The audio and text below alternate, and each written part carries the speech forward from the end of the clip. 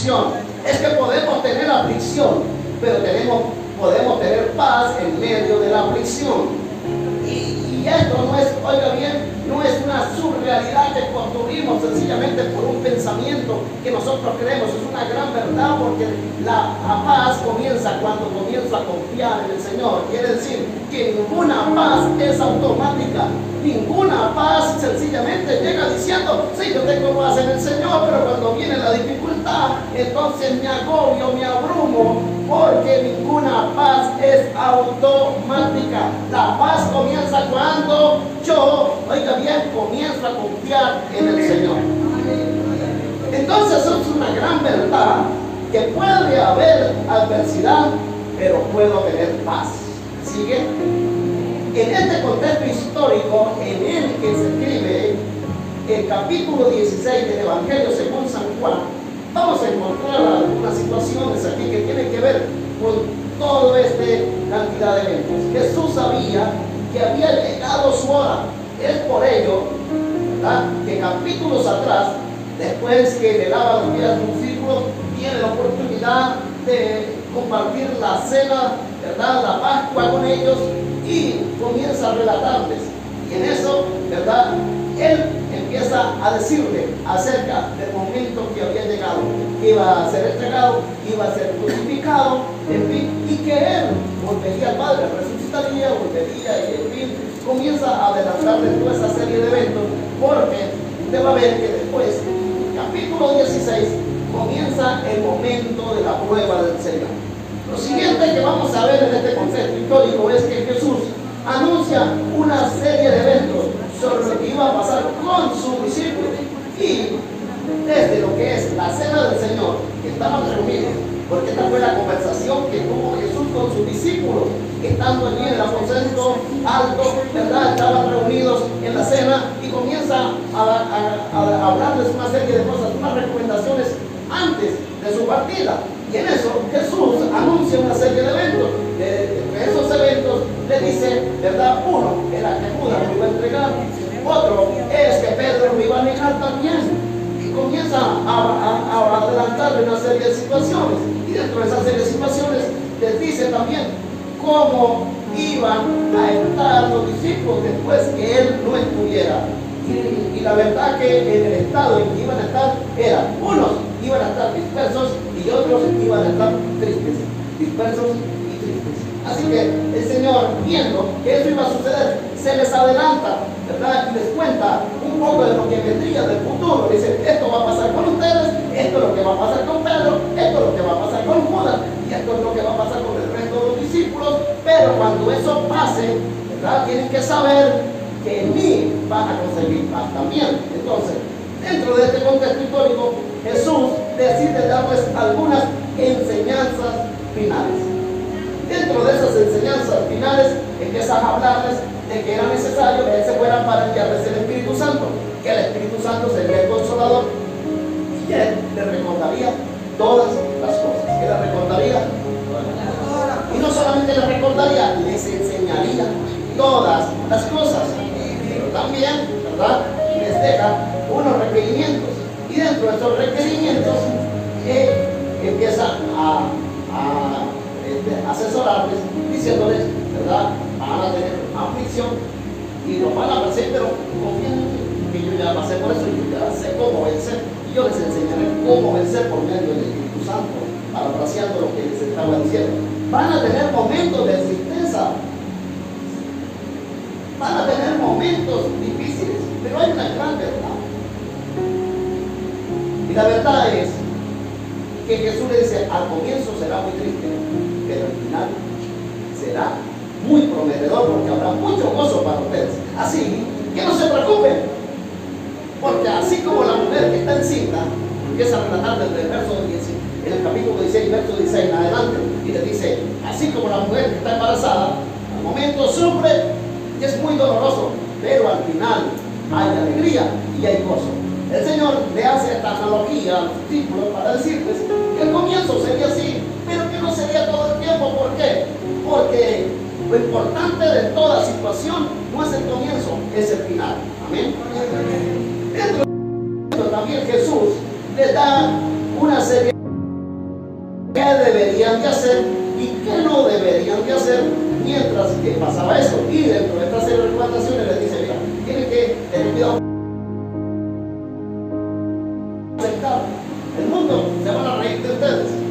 El mundo no los van a aceptar donde estén, porque ustedes sencillamente dicen que son, ¿verdad?, creyentes en Jesucristo, porque son seguidores de Jesucristo, o porque son evangélicos, o porque son cristianos, o porque son hijos de Dios. No, el mundo no los aceptará por eso. Y entonces el Señor les hace una serie de recomendaciones.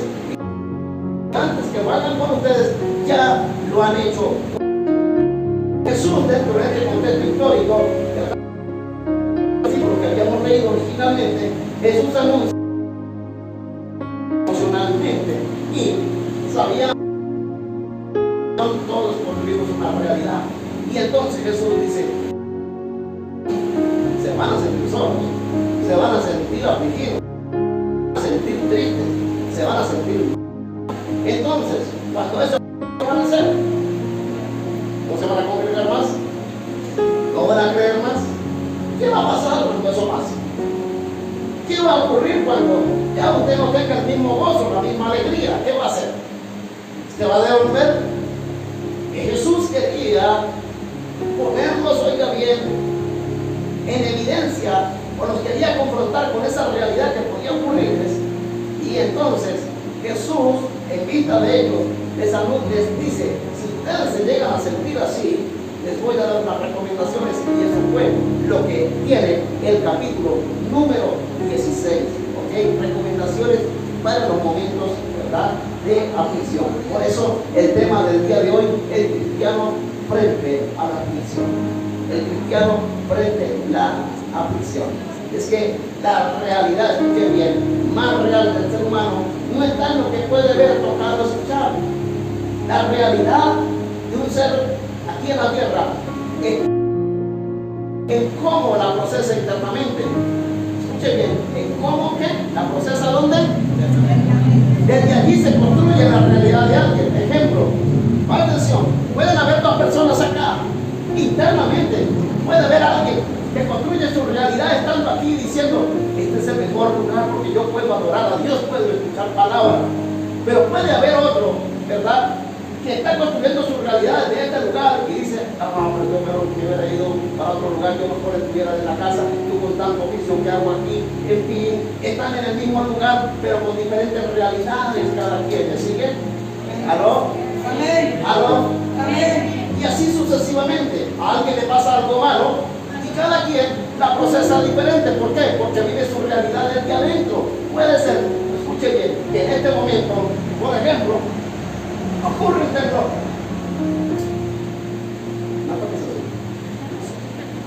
Tiembla. Pero ante ese evento cada quien construye su realidad desde adentro. Como tembló. Nuestras reacciones, algunos salen corriendo. Dentro de eso que salieron corriendo, dejaron a la mamá, dejaron al hermano, dejaron al hijo, se les olvidó todo. Otros se quedan aquí, ¿verdad? Otros se tiran al piso y comienzan a llorar, Señor, no me mata, no se me morir. Pero construye sus realidades que existen adentro. Por eso, la realidad, escuche bien, de una persona no está en lo que los ojos humanos pueden ver, sino en cómo procesa la vida aquí adentro. ¿Me sigue? Y eso era lo que Jesús quería decirle a sus discípulos. Que no tengan miedo de lo que pasa afuera, sino que se cuiden de cómo lo procesan aquí adentro. Por eso les dice confiar. Porque confianza no es algo que usted puede palpar, no lo puede abrazar, no lo puede ver, pero lo puede sentir acá. ¿Aló? ¿Aló? Entonces la realidad más real del ser humano está en lo que no puede ver, no puede tocar, no puede escuchar. Por ejemplo, nosotros, oiga bien, necesitamos el aire, pero no lo podemos ver. Esa es una realidad. Y sabe usted que la realidad del ser humano está en eso, en lo que es intangible. Y a veces, escuche, el mismo mundo quiere voltear los grandes conceptos de esto, haciéndole sentir que lo real está, usted puede tocarlo, pero usted puede.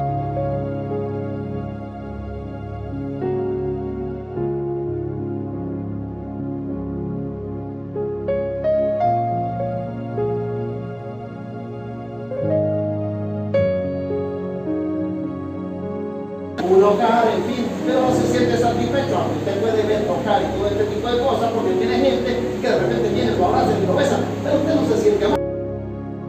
Aquí afuera no es la realidad verdadera. El hombre siempre trata de construir.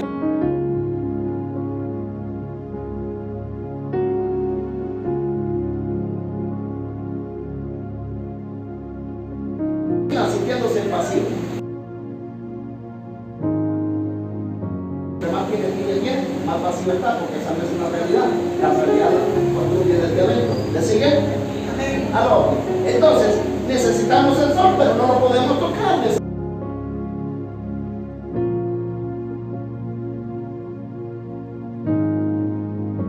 La persona siempre escucha esto, se construye desde lo que se percibe y cómo percibe la situación. Y una de las cosas es cómo me veo yo y cómo yo veo las situaciones de la vida, cómo me veo yo ante la aflicción y cómo yo veo la aflicción. ¿Aló? Ejemplo, hay gente que se ve siempre sola,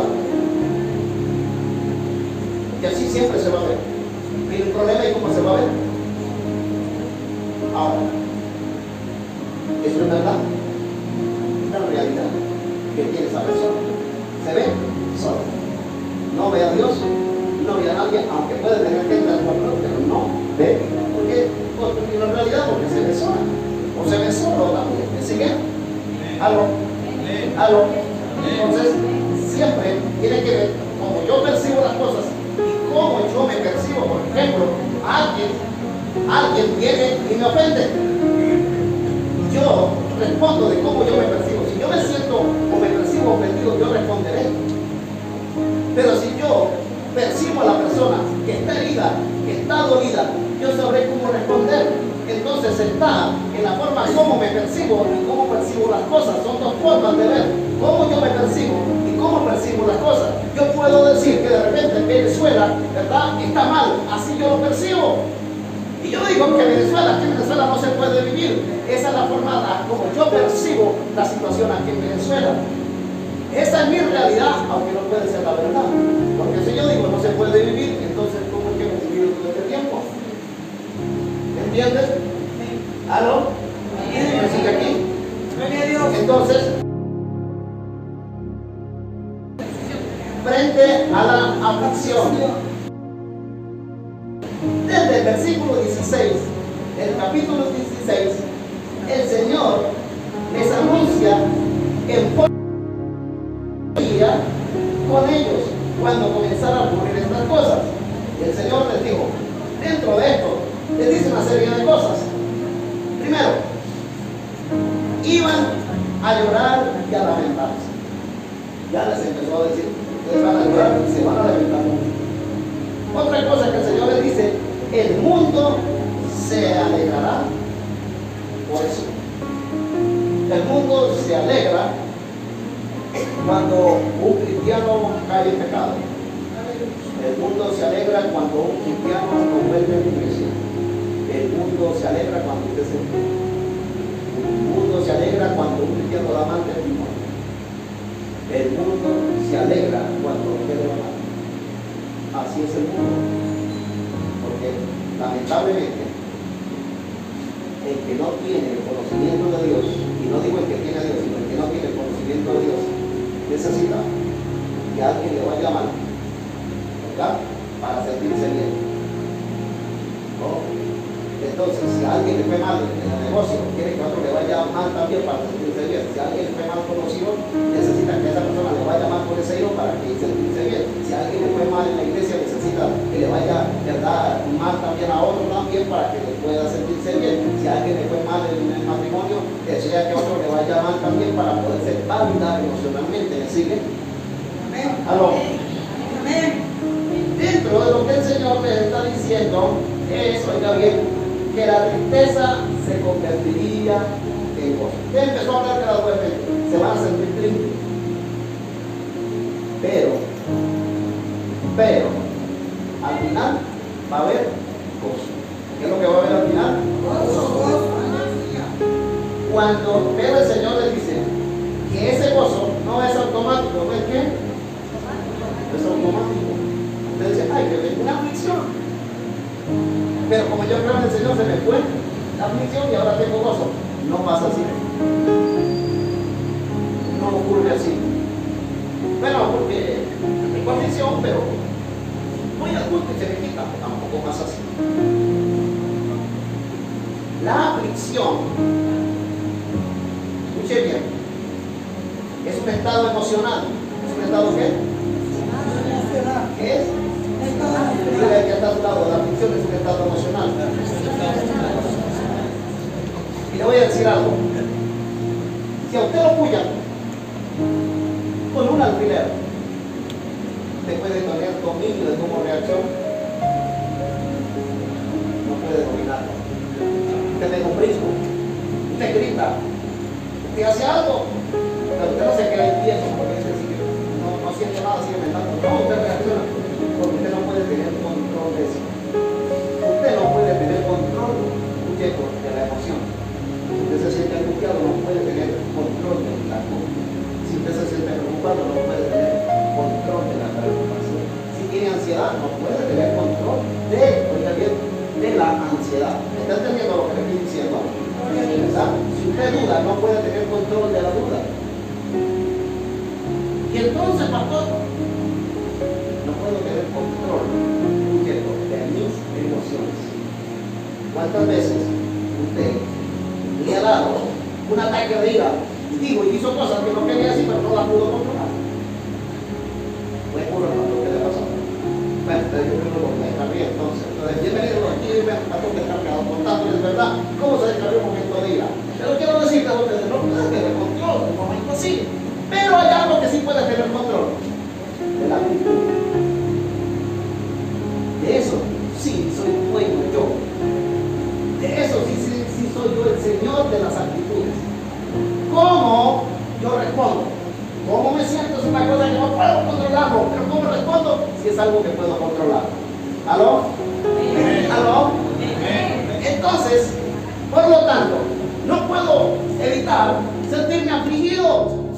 Si yo tengo aflicción, no porque yo me descarrilé. Si yo tengo aflicción, no es porque yo no estoy confiando en Dios. Si yo me siento afligido, no es porque dejé de creer en el Señor.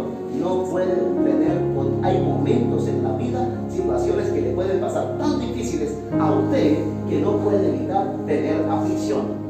Es muy natural, quiero que usted me entienda. Eso no es algo que nos debe condenar, no es algo en lo cual nos debe acusar o nos debe traer un sentimiento de culpa. Yo me siento como afligido, yo creo que no estoy confiando en el Señor, yo creo que me estoy alejando del Señor porque tengo muchas aflicciones. No lo puede controlar, pero el Señor nos enseña algo, y es que tener gozo no es algo automático. Si todos pensamos, Señor, hermano, haga una oración por mí para que se me vaya eso. Por el amor de Dios, es como si usted me hubiera dicho a mí, yo tengo dolor de cabeza, tómese la pastilla para que se me quite el dolor. Eso no va a pasar así. Pero es importante que usted comprenda cómo va a pasar. El Señor les va diciendo en ese, oiga bien, en ese contexto, dice, su tristeza se convertirá en gozo. ¿Pero cuándo?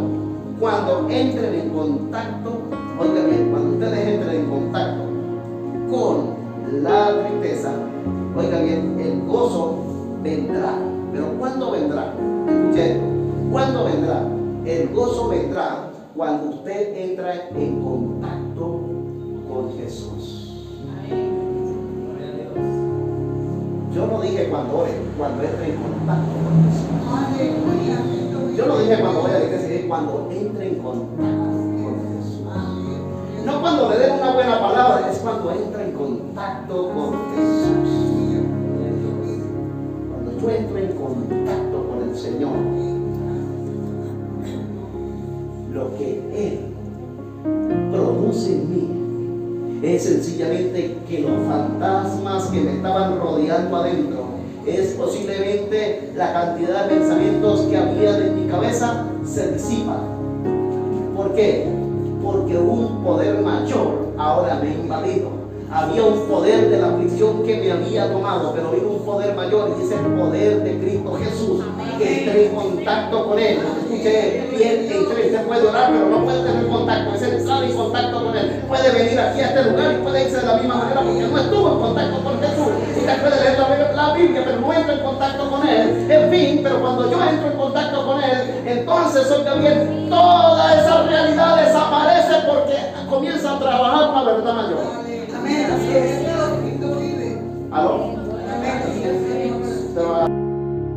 Que de repente la gente, cuando se enamora, si de repente está hablando con un grupo de personas y está normal, hablando normal, fluido y todo esto, y está lo más tranquilo. Pero cuando llega esa persona, la que está enamorada, de una vez como que entró en contacto y se le borró el sofá.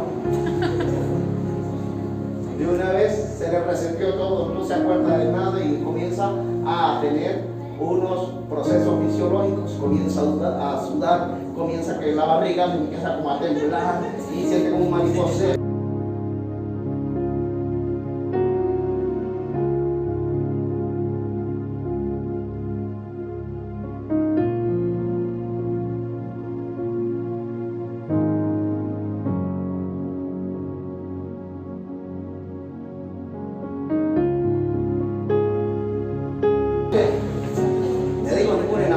Para siempre, todo pasa. La gente que dice que está enamorada, tengo 10 años enamorado, eso no sucede. Fisiológicamente, no hay, escuche esto, no hay cómo demostrarlo. Es una falacia. Solamente uno aprendes a amar. Puedes haber iniciado algo con una enamorada, pero fisiológicamente.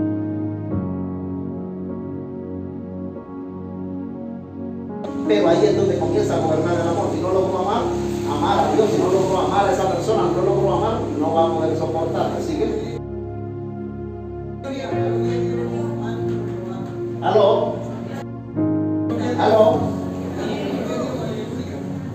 Entonces, dentro de ese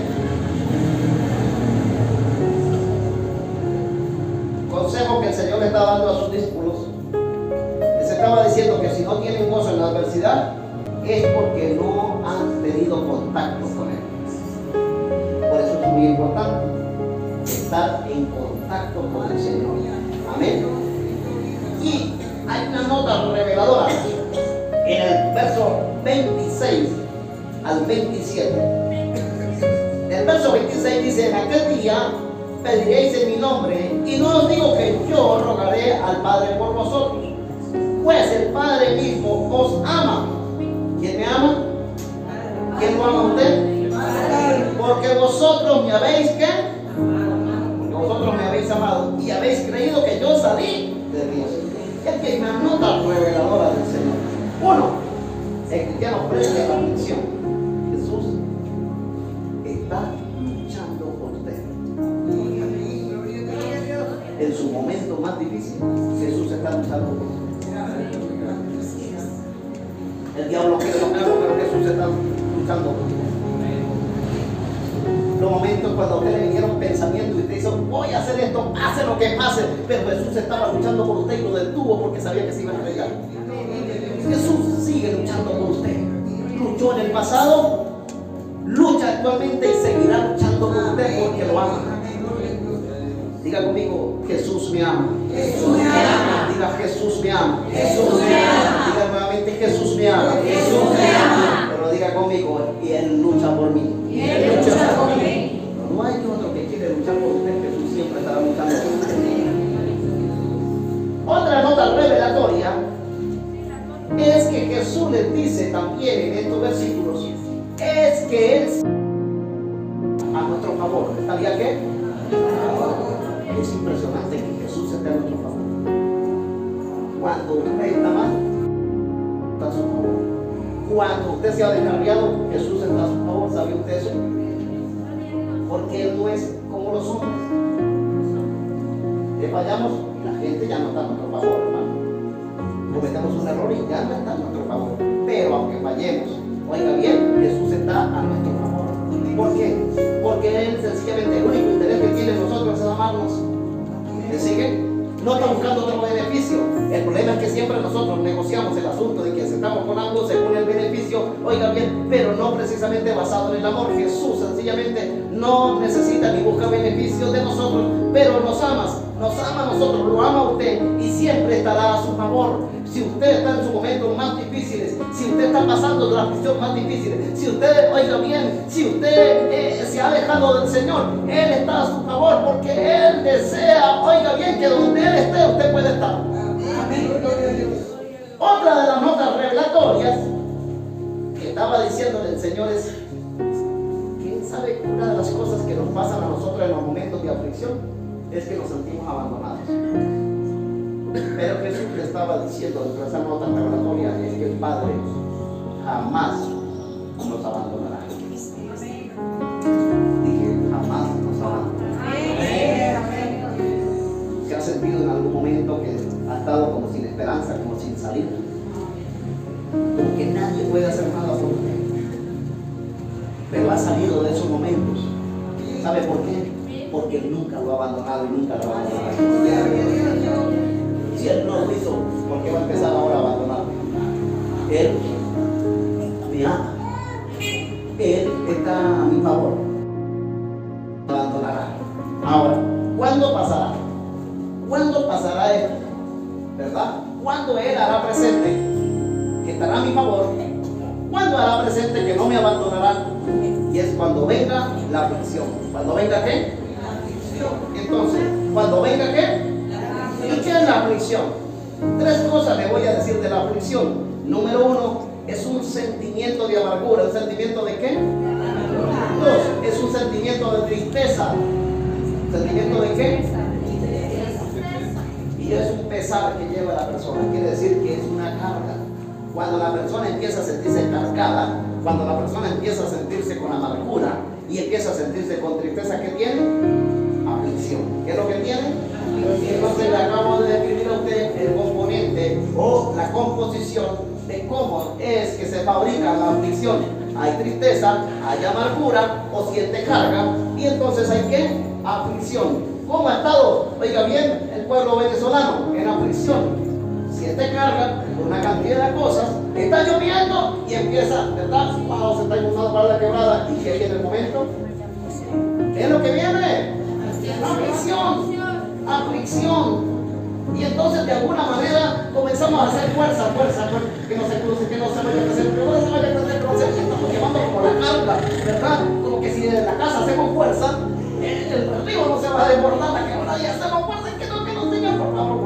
Empieza a llover y entonces desde la casa estamos haciendo fuerza, que no, estamos haciendo tanta fuerza adentro, que cuando termina de llover, terminamos cansados.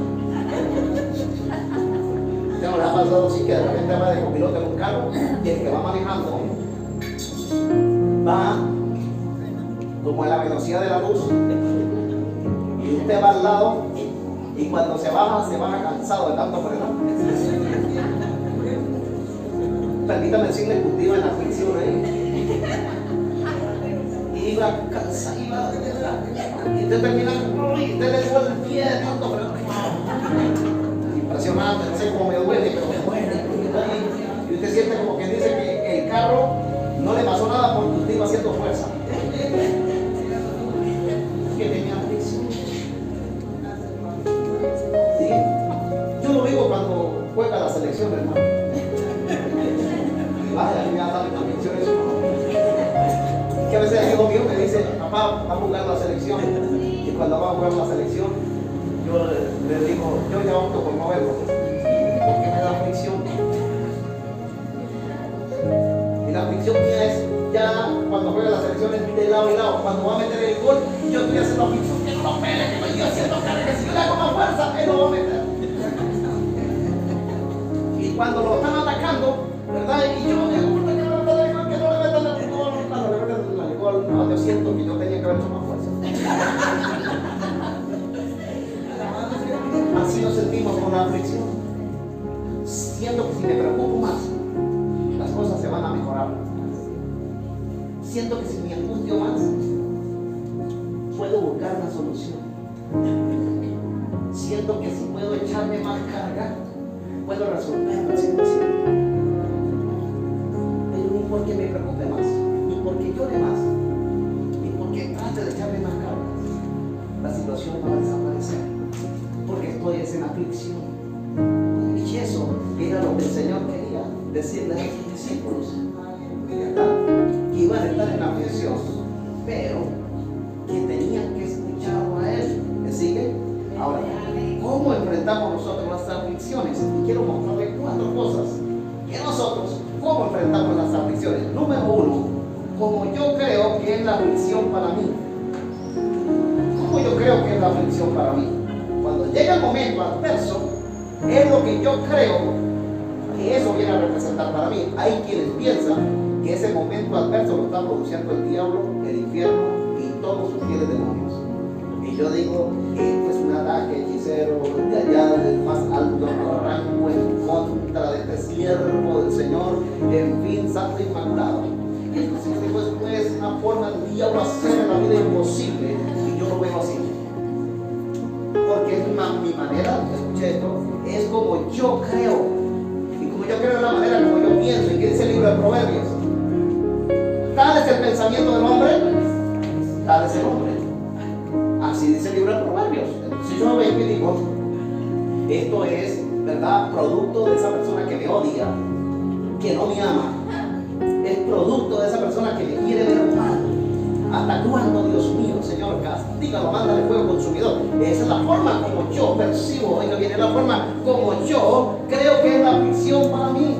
¿Hasta cuándo, Dios mío, esa aflicción? ¿Hasta cuándo tanto problema, Señor? Estaba en el mundo y tenía problemas. Estoy ahora en Cristo y tengo problemas, Señor. Mire, Señor, me cambié de iglesia y sigo teniendo problemas, Señor. Me cambié de lugar y sigo teniendo problemas.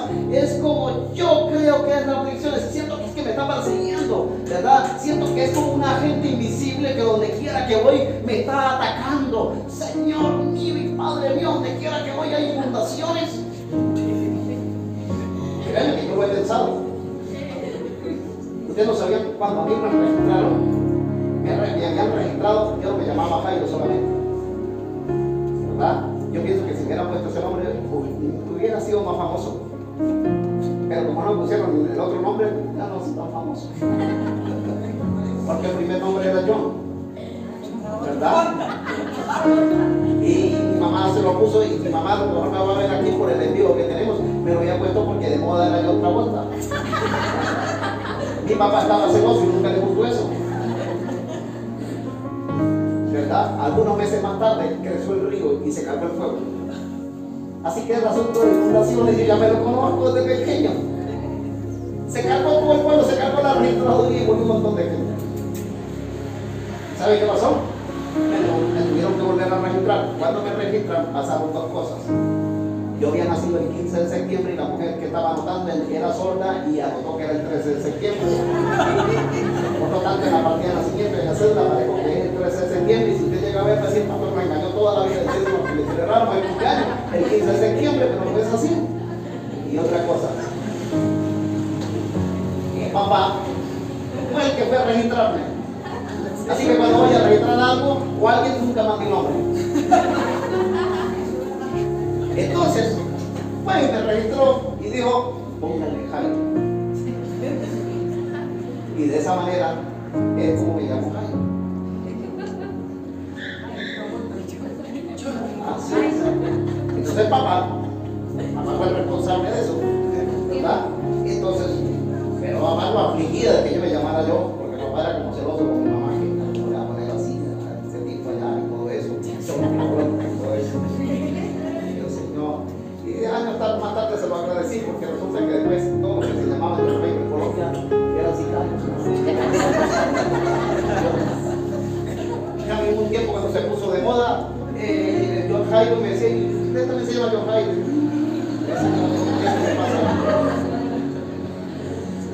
Pero la aflicción es como, escuche esto, como yo creo que es la aflicción para mí.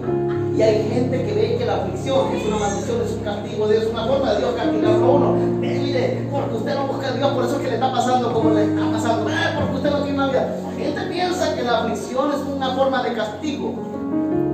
Y usted nunca puede procesar la aflicción como un castigo. Usted nunca puede procesar la aflicción como si fuera una consecuencia de un error. En cualquier momento de la vida esté sirviendo y haciendo las cosas perfectamente o no las está haciendo perfectamente, la aflicción viene. ¿Aló? ¿Aló? Otra forma como enfrentamos nosotros las aflicciones es cómo yo reacciono ante la aflicción. ¿Cómo qué? ¿Cómo yo reacciono? La forma como yo reacciono me permite, oiga bien, ver dos canales de reacción. Uno, puedo ser reactivo. Otro, cuando digo reactivo es porque puedo ponerme a llorar, que es válido. Puedo echarme amor, también es válido. ¿Quién se lo impide echarse amor? ¿Verdad? Puedo renunciar. Renuncio al trabajo porque eso me aflige. Renuncio al Señor porque eso me aflige. Renuncio a ir a la iglesia porque eso me aflige. Y todo el pastor siempre está hablando del fin del mundo y yo voy mal y él cuando viene renuncio al matrimonio porque eso me aflige. Renuncio. Pero es una forma reactiva. Porque cuando yo reacciono de forma reactiva es cuando yo estoy mirando lo negativo y por lo tanto mi forma de enfrentar las situaciones de una forma ¿qué? Negativa. Si usted lo ve negativo, ¿cómo reacciona? Negativo. Pero hay otra forma que es una forma proactiva. Cuando yo veo que eso que me está pasando y la forma proactiva tiene que ver cómo yo pienso que es la situación.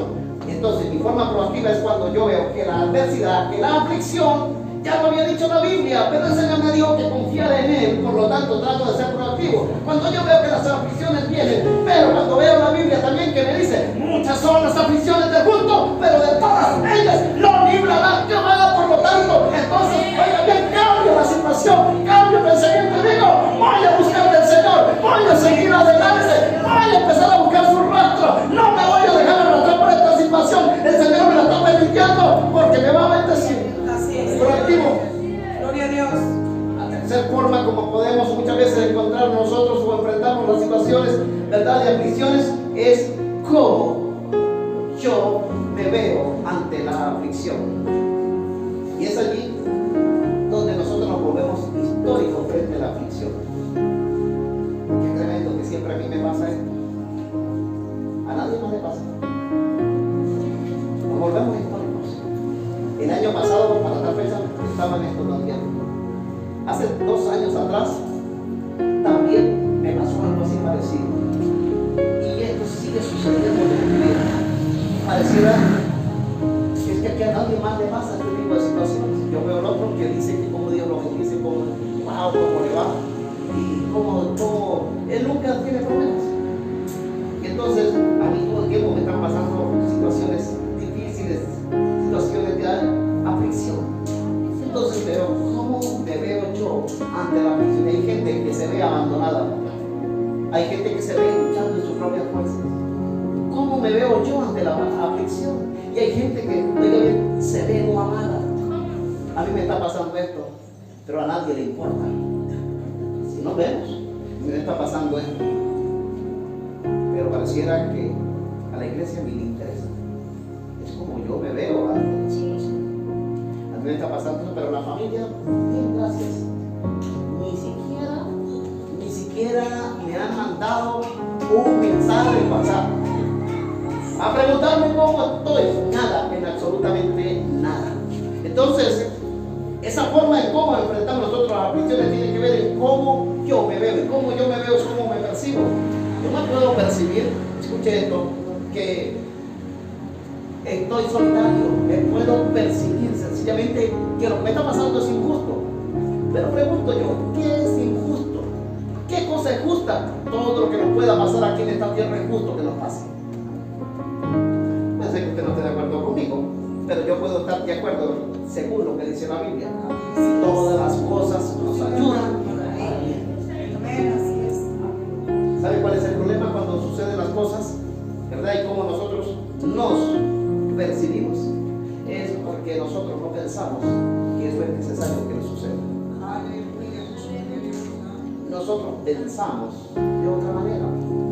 Entonces pensamos que no debería pasarnos eso. ¿Pero qué es justo? ¿Y usted qué cree? ¿Que Dios nos va a tratar por su justicia? Yo no quisiera que Dios me tratara por su justicia y me diera cosas justas. Porque ¿qué me escogió? Pero yo quisiera que Dios cuando me vaya a tratar me trate conforme a su misericordia. Porque en su misericordia puedo recibir mucho más que en su justicia. ¿Me sigue? ¿Aló? Entonces, no digo, Señor, esto no es justo. No diga que no es justo, Señor. ¿Aló? En otra forma en cómo enfrentamos estas aflicciones tiene que ver, oiga bien, enfrentamos las situaciones en tiempo asincronizado. Diga conmigo, asincronizado.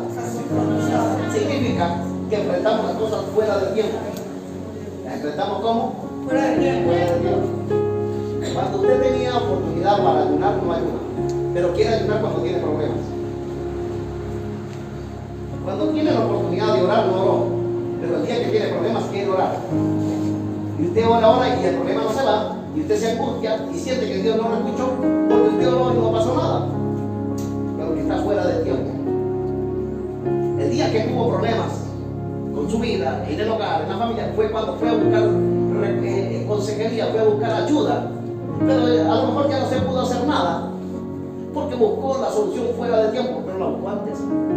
Ningún problema así de la noche a la mañana, todo empieza de una manera gradual, pasando. Debió haberlo buscado antes, pero buscamos la ayuda fuera de qué. Cuando nos empezamos oiga bien, cuando una persona se enfría, no se enfría así de la noche a la mañana, eso empieza un proceso gradual, pero ¿qué? Queremos buscar ayuda, es cuando ya estamos en el mundo prácticamente, pero ¿qué es lo que sucede? Sí, pero oiga bien, ido en el momento, porque siempre tratamos de ir cuando ya estamos fuera de qué, de tiempo, ¿sí? ¿Cómo le pasa a muchas madres? A veces las madres, cuando ya los hijos están grandes que los quieren corregir, están fuera de tiempo, tenían que haber hecho cuando estaban niños, están fuera de tiempo. ¿Me siguen? ¿Aló? Ya su nombre. Entonces, muchas de las situaciones de aflicciones las queremos enfrentar con una asincronía de tiempo, fuera de tiempo. Entonces, ¿verdad? Es como que ya ustedes, después que están metidos en el problema, hermanos, oren por mí para que el Señor me saque del problema. A ver ustedes cómo llegó ustedes a ese problema. Y por qué no en el momento buscó la ayuda que hubiera evitado estar en ese problema. Entonces, lo que necesita no es que lo saquen del problema, lo que necesita, oiga bien, es, que lo que necesitó aprender antes del problema, lo aprenda ahora en el problema. ¿Aló? ¿Aló? Ahora, hay algo que la aflicción nos enseña también. Romanos 8:18. Atención porque después de esto usted va a encontrar algo. Ante las aflicciones. Romanos 8:18 dice, quiero que Dios que nunca se nos olvide. Les tengo por cierto que las aflicciones del tiempo presente no son comparables con la gloria venidera que nosotros ha de manifestarse. Bueno, eso lo repito. Pues tengo por cierto que las aflicciones del tiempo presente no son comparables con la gloria venidera que en nosotros ha de manifestarse. Le voy a contar algo de la aflicción. El tamaño de su aflicción determina el tamaño del gozo que va a recibir. El tamaño de la prueba determina el tamaño de la bendición que va a recibir. El tamaño de su sufrimiento determina el tamaño de gloria que vendrá sobre usted también.